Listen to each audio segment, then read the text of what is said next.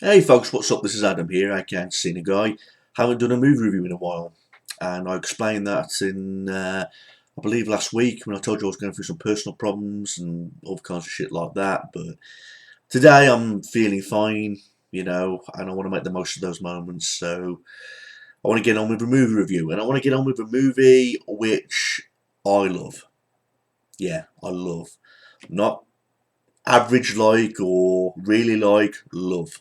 Okay, and it's a movie that got a lot of praise when it came out. Okay, and right off the bat, I'm going to tell you what it is straight away, and I'm going to get into it. Terrifier. Okay, Terrifier. About a killer clown known as Art the Clown. Look at the front cover. I don't know if you can see it properly in this light. Can you see all the praise it got with all the stars? Up there with Freddy, Jason, and Jigsaw. There's to go where few films would even consider, and I love this one. Look what this one says. Makes Pennywise look like Krusty. And I fucking agree with that, because everyone knows that I'm not a big fan of... Well, the original Pennywise is alright, but he beats the fucking new adaptation of Pennywise any day, because everyone knows I do not like the fucking book adaptation film of fucking Pennywise, with the big teeth and the fucking ginger comb back hair and all that shit, screaming, acting like as if he was suffering from a seizure and all that shit. It fucking annoyed the hell out of me, that clown did. Didn't find it funny, found it fucking annoying. Whereas this clown, Art, in a much more low budget movie, doesn't say a word, is tops fucking Pennywise straight away. And I agree with them 4 stars where it says makes Pennywise look like fucking Krusty. Fucking agree with that 100%. Now, when I first saw this movie, when this movie first came out, I looked at the cover and I was like, it's one of those cheap, low-budget movies that's going to have horrendous yet enjoyable acting, from a group of screaming teenagers. It's going to have really bad gore sequences that look too unrealistic. We're going to have banging, low-budget music.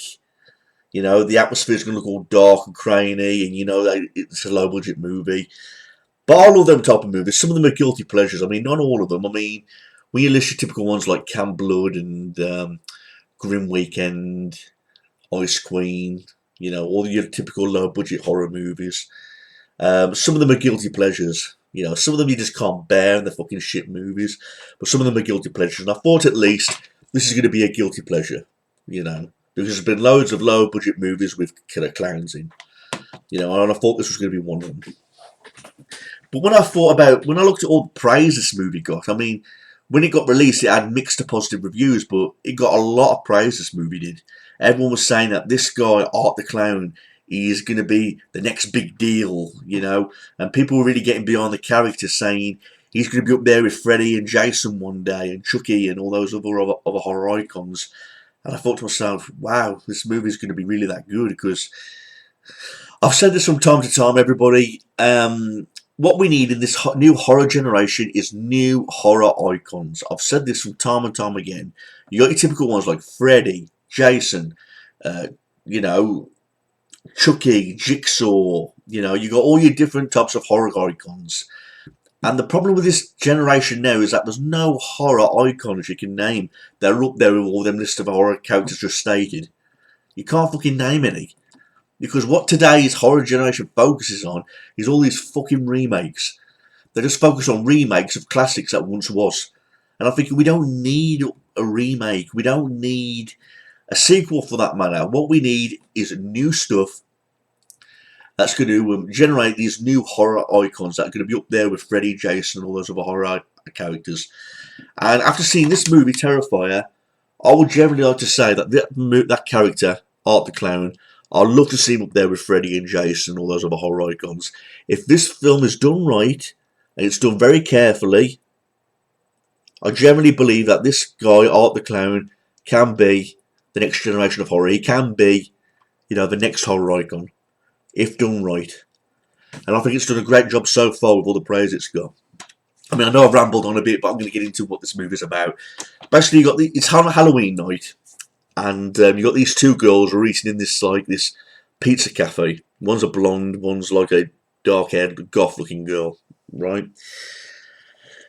Anyhow, this guy, Art the Clown, walks into the pizza shop, carrying a bag, and he sits on the table across the way from these girls, and he's freaking them out, staring at them, smiling at them, giving them creepy looks, and there's a scene where, he gets like this toy ring out of this, this machine and gives it to the girl, trying to be nice to her.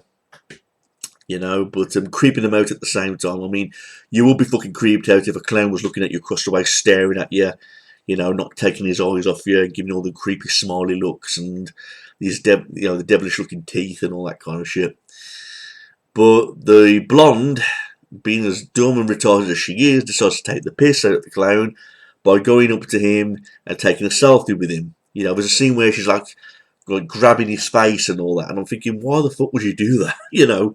This guy looks as though he's about to stab you in the fucking balls, and you're here messing about with him, fucking, pulling out his face, messing with his hat just to take a selfie, to try and look cool and all that kind of shit.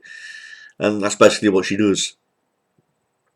But there's a scene where these two girls leave the pizza cafe, and they drive off in a car. Only to realise later on in the journey that the tyres have been slashed, so they have to pull over. One of the girls calls to, get picked up by the sister. In the meantime, Art the Clown has been thrown out the pizza shop by one of the workers because apparently he's shit all over the bathroom. And I'm thinking, very nice, He shit all over the place, so he gets thrown out the cafe.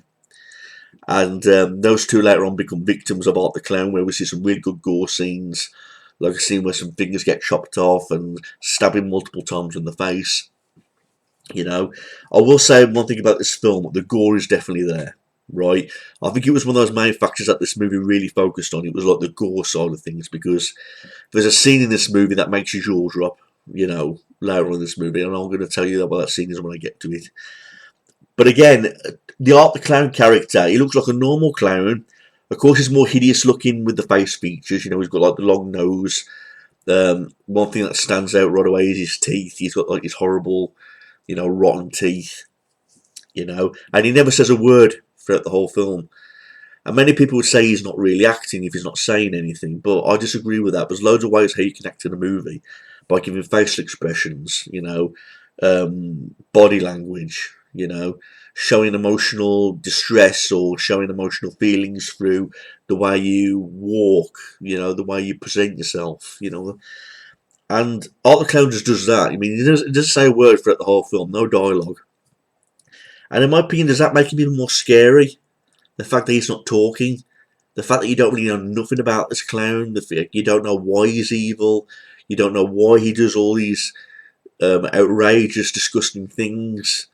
You don't know about anything about his background. You don't know anything about how he became the way he became.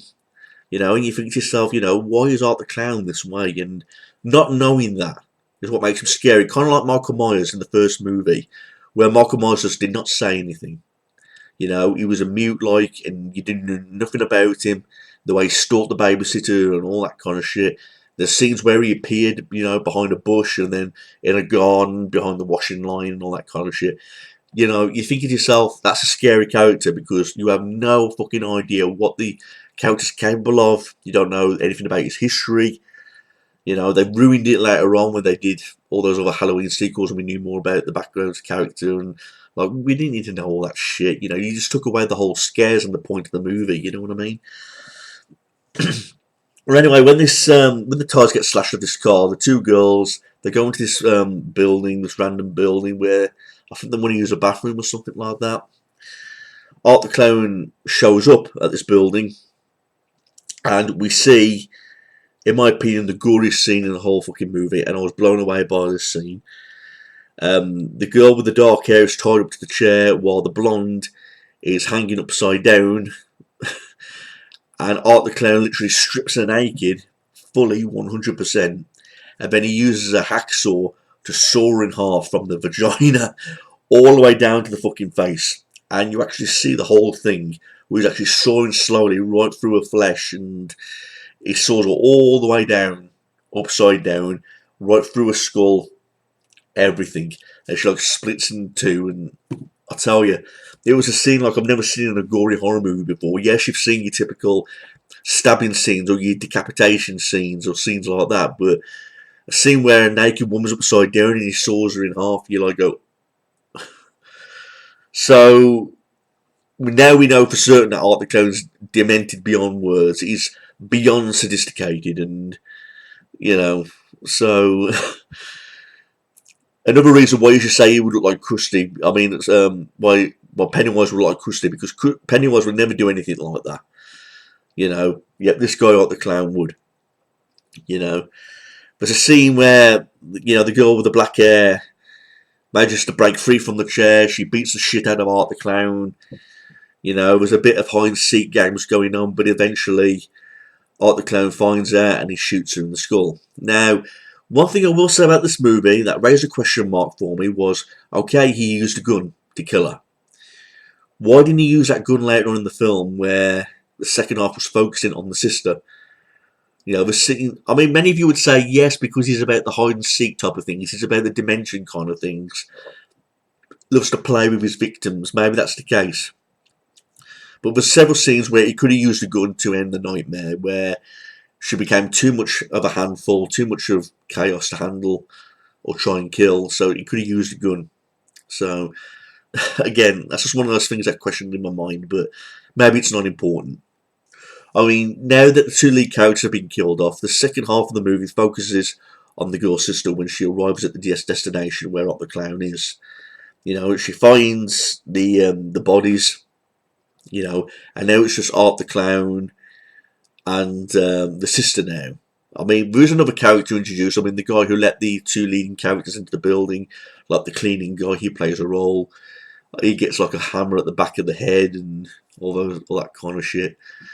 But with her, it's more hide and seek games. There's a scene where there's a locker room scene, and he's like dressed up as a woman in woman's skin, Art the Clown, so sort of like a Buffalo Bill type of stuff from Silence of the Lambs. So again, there was another scene where he was riding like on a tricycle, a toy tricycle.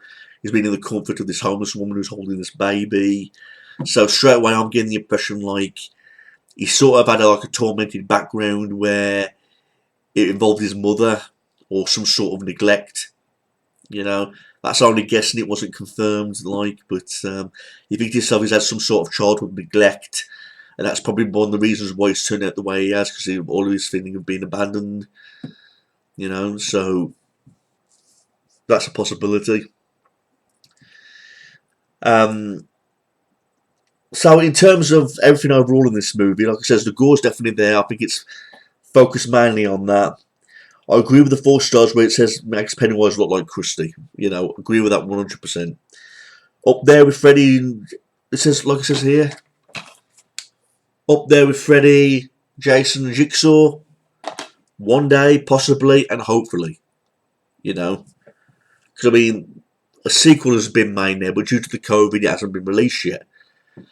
But like I said, when this movie ends, it's a scene where it's a scene with the cops where Pennywise gets killed, but at the ending of the movie, he like wakes up in the morgue and kills the guy in the morgue. So questioning that although we got shot, although we got killed, we know they was not human. So there's more to this character than what we know. He could be an immortal. We just really don't know. So I've not seen the sequel yet because it hasn't been released due to the COVID, but I really do hope that there's more to him in that movie. We've been trying to find more about his background, know more about him. And according to the director, in the sequel, which I haven't seen yet, they said something like they're going to try and beat the hacksaw scene where the girl was cut in half with the hacksaw. He says we're going to have a scene in the sequel that scene's going to beat that. We're going to try and make him wipe out a whole room full of people, like in Carrie. You know, it was going to be a huge bloodbath scene, and I'm thinking, how are you going to top that scene off with the girl being sawed in half naked? You know, how the fuck are you going to top that? So that's something I'll really be interested to see. But overall, love this movie. It took me by surprise. I thought it was going to be a shitty movie that was going to turn out to be a guilty pleasure, involving a clown. But no, it went more than that, and people got behind this character. People have really gave this film praise, and a lot of people say it's pretty overrated for the praise it got. But we're all different. We're all trying to have a different opinion. I'm one of those people who have got behind the character just like everybody else, and I really do hope they push and work hard on this character to make him the next horror icon. I really do, because we desperately need it. And if there's any horror icon that can be the next Freddy or the next Jason, if it's done right, it's this character, Art the Clown. I really do believe that. I really do believe with the right brains, the right motivation, the right direction, and if the films are done right, that can happen. I mean, he's getting a lot of, you know, fame already. I mean, I understand some people are already getting tattoos of Art the Clown and dressing up at him at Comic Cons and Horror Cons and all that kind of shit. And you can even buy the silicone masks of him as well also. So he's gaining popularity really quick, and I really do hope that popularity continues. I really do. In terms of this DVD, there is some extras where it's talking about the making of this movie, but there's nothing to go nuts on. You know, it's just the extras, which show the making of this movie. Another thing I liked about this movie was the way it opened, where it was in that dark room and like zoomed on this television that I've got antennas, like it's old-fashioned TV. It kind of had like an 80s feeling to it, so I like that, the way the movie opened up. The opening where the woman's interviewing that deformed woman, the one who's gone through hell, one of Art the Clown's victims, so I really did like that. I mean, it had like an 80s vibe to it, and I really enjoyed the music and all that kind of shit. It definitely did feel like it was an 80s movie, which is another good factor of mine, because you can't beat the 80s. So this movie had a mixture of everything that I liked. I love the over-the-top gore. I love the 80s feel to it, the music. Well, pretty much everything. I love the character of Art the Clown, the mysterious clown that we don't know nothing about, and again, I really think it deserved all the praise it got. I'm well behind the movie, and hopefully the sequel will be just as good, if not better. But it's one that I really do recommend. If you've not seen this movie, and you're like me, you're looking for one of those movies where I want to see a great movie where... I mean, I agree that the movie, in terms of the plot, it's pretty simple. And the fact they ended up in that building and the characters, they are pretty random. I will admit that. There's a lot of random moments in this movie. I will admit that. There's a lot of random moments. However, there's a lot of scenes and things about this movie that makes up for it, in my opinion. But hopefully they've made up from their mistakes and they've worked on that in the sequel. So, who knows. So, please like, rate, and comment this. If you've got any questions, everybody. Again, please check out Terrifier. If you're one of those people that are looking for those next horror movies that are going to be, hopefully, the shit, Terrifier. Please check it out. Thanks for watching this, everyone. Please leave everything in the comments below. Peace out.